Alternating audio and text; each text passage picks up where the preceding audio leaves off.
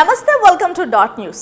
అరచేతిని అడ్డుపెట్టి సూర్యోదయాన్ని ఆపడం ఎంత మూర్ఖత్వమో ఈ ఇంటర్నెట్ యుగంలో ఓ నిజాన్ని దాచడం కూడా అంతే పిచ్చితనం.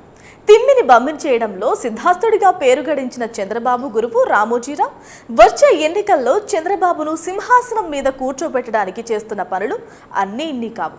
తాజాగా ల్యాండ్ టైటిలింగ్ యాక్ట్ను జగన్పై రుద్ది చంద్రబాబుకు లబ్ధి చేకూర్చాలని విఫల యత్నం చేస్తున్నారు.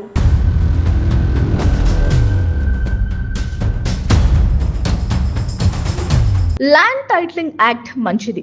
ఇది అమలైతే రాష్ట్రంలో ప్రజలకు భూ సమస్యలు ఉండవు, రైతులకు మేలు జరుగుతుందంటూ గతంలో రామోజీ ఈనాడులో ప్రోగ్రాం వచ్చింది. నిజానికి ఈ చట్టాన్ని బీజేపీ సారథ్యంలోని కేంద్రం రూపొందించి అన్ని రాష్ట్రాల్లో దీన్ని అమలు చేయాలంటూ హుకుం జారీ చేసింది. ప్రస్తుతం ఏపీ బీజేపీ చీఫ్ పురంధేశ్వరి, ఎంపీలు సీఎం రమేష్, సుజనా చౌదరి వంటి వారు దీన్ని పెద్ద ఎత్తున ప్రచారం చేశారు. ఎట్టి పరిస్థితుల్లోనూ తాము ఈ చట్టాన్ని అమలు చేసి తీరుతామంటూ పెద్ద ఎత్తున స్టేట్మెంట్లు సైతం ఇచ్చారు. అయితే ఇందులో ఉన్న లొసుగుల కారణంగా సీఎం జగన్ వంటి వారు పలువురు ఈ చట్టం అమలును అడ్డుకున్నారు.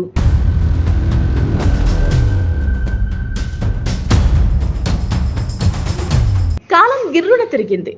ఒకప్పుడు కత్తులు దూసుకున్న టీడీపీ, బీజేపీ ఇప్పుడు కూటమితో జట్టు కట్టారు. వీరికి జనసేన సైతం తోడైంది. అయినప్పటికీ జగన్ను ఢీకొట్టే సత్తా లేక వీరు రామోజీరావును ఆశ్రయించారు. దీంతో రెచ్చిపోయిన రామోజీరావు జగన్ పై ప్రతిరోజు తన పత్రికల ద్వారా విషాన్ని చిమ్ముతూ వస్తున్నారు. ఈ క్రమంలోనే ల్యాండ్ టైటిలింగ్ యాక్ట్ ను అస్త్రంగా మలుచుకున్నారు. దీనిపై సీఎం జగన్ అమలు చేయడం ద్వారా రాష్ట్రంలో వేల ఎకరాల భూములను కొట్టేయడానికి కంకణం కట్టుకున్నారు.